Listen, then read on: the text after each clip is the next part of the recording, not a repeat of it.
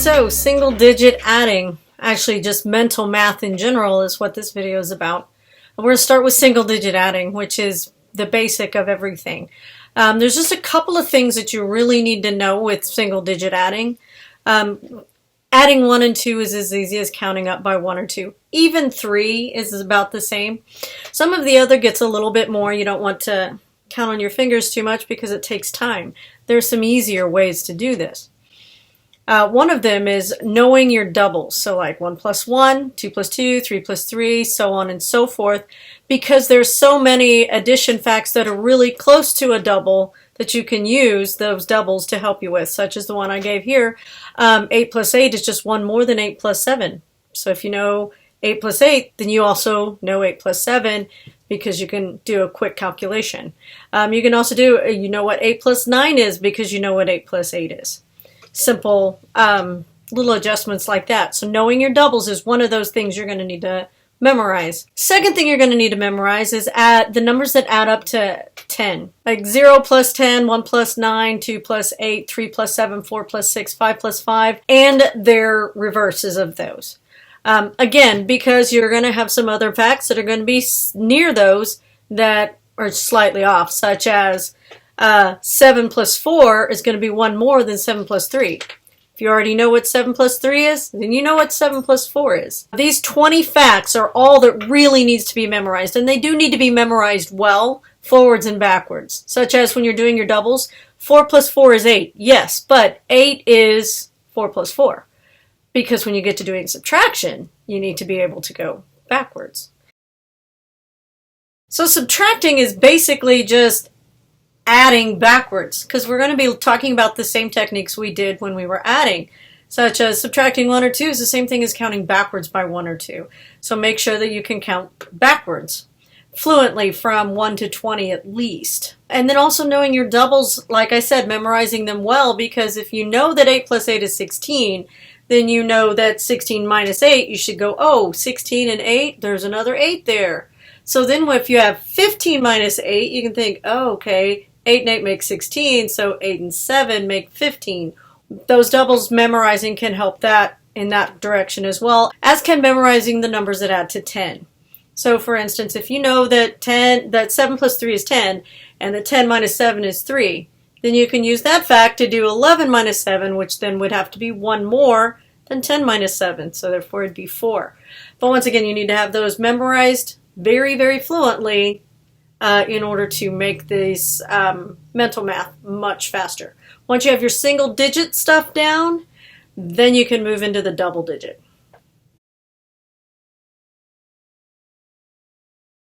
Adding 2-digit numbers is not that difficult, especially if you have adding single digit numbers memorized. That makes it all go so much faster. Understanding that a 2-digit number is made up of a group of 10s and a group of 1s. That might seem a bit simple, but when you see what we're doing here, we're going to be adding our tens digit first. Because when you say a double digit number, you say the tens digit first. So like 97, 24. So we're going to add the tens first and then add the ones and forget about carrying. Watch. Think about the number 12 as 10 plus 2 and the number 48 is 40 and 8. Then to add them together, you would add 10 plus 40, which is 50, and 2 plus 8, which is 10, and then you'd add those two back together, so making the answer 60. Now if I look at numbers that are slightly different than those, like say 67 plus 32, well, I'm going to add 60 and 30 first. Notice I'm not saying 6 and 3. I'm saying 60 and 30, because when the 6 and the 3 are in the tens place, they're no longer 6 and 3, they're 60 and 30. So 60 and 30 make 90, even though I didn't put the 0 on it, it's in the 90s spot. 7 and 2 make 9, so 63 plus 32 is 99. 60 and 30 is 90, 7 and 2 is 9. Again, if you have a number that would carry, 8 and 7 is 15, so 80 and 70 is 150. 3 and 1 is 4, so 154. It even works because you're saying it mentally as you would write it. 70 and 80 is 150, 3 and 1 is 4, 154. rather than 3 plus 1 is 4, 8 plus 7 is 15, then you'd have to switch that around in your head. Mental math going from the tens place digit first is much easier. You don't even need to carry it when you're doing your mental math using this method. You just do an extra addition. So in this case, say we have 27 plus 36. Well, we're going to add 20 and 30 first. 20 and 30 make 50. 6 and 7, however, that's a two-digit number. That's going to be 13. So I'm going to write this as 20 and 30 make 50 and put the 0 there. And then 6 and 7 make 13 and then do a second addition of 50 and 13. Now, writing it, it looks strange, but you're going to be doing this addition in your head. So you'd say 20 and 30, that's 50. 6 and 7 is 13. 50 and 13 make 63. So let's try this again. 70 and 50 make 120. 8 and 3 make 11. 120 plus 11 is 131. That makes it incredibly simple. Even speaking it out loud makes it easier. The thing that's going to make this work for you, though, is to try it over and over and over again. Starting with the tens place, especially if you're an adult, is going to be a challenge because you've been taught since you were in first grade that you start with the ones place and then you carry and then you add and then this, such, and this. Mental math, though, the carrying takes up far too much of your short-term memory. You need to keep it more compact. So we start at the highest place value and work down to the lowest one. Much like subtracting single-digit numbers was like adding single-digit numbers, but everything works backwards. Same idea here with subtracting two-digit numbers. So if I have 48 take away 17, we're going to think of those numbers in terms of their tens and their ones. So 48 becomes 40 plus 8, and 17 becomes 10 plus 7. Now we subtract the tens, and then we subtract the ones. 40 minus 10 is 30. 8 minus 7 is 1, making the answer 31.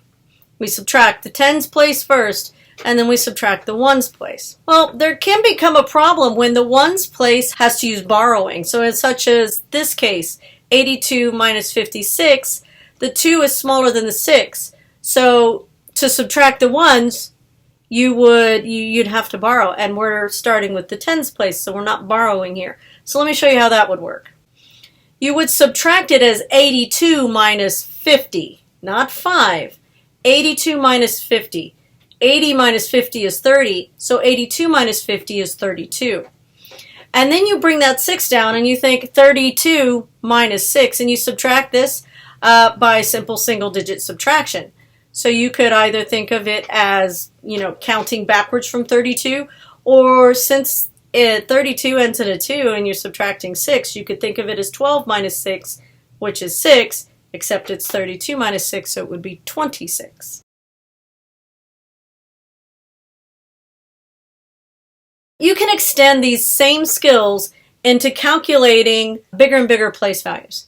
Like 1,200,000, then that's basically like a two-digit number. You just put the zeros back on it, put the place value words back in it. So if we're working with multiple digits, specifically three-digit numbers, if we think of those numbers again in terms of their place values. So 346 becomes 340 and 6. And if we add those, so let's say we have 346 plus 273. You do 300 plus 200, which is 500. And then 40 plus 7, which is 110. And then 6 and 3 is 9. So you'd end up with 619. Now, I didn't show it here in the animation, but if you were to subtract it, you would subtract it the same way. You would do 300 minus 200, giving you 100. But it's going to be 146, because as you can see here, we would need to borrow at the tens place. So then you say 146 take away 70. Well, 140 take away 70 is going to be 70. So now we're at 76. 76 take away 3 is 73. 346 take away 273. And you would use these techniques in times in which you don't have a calculator.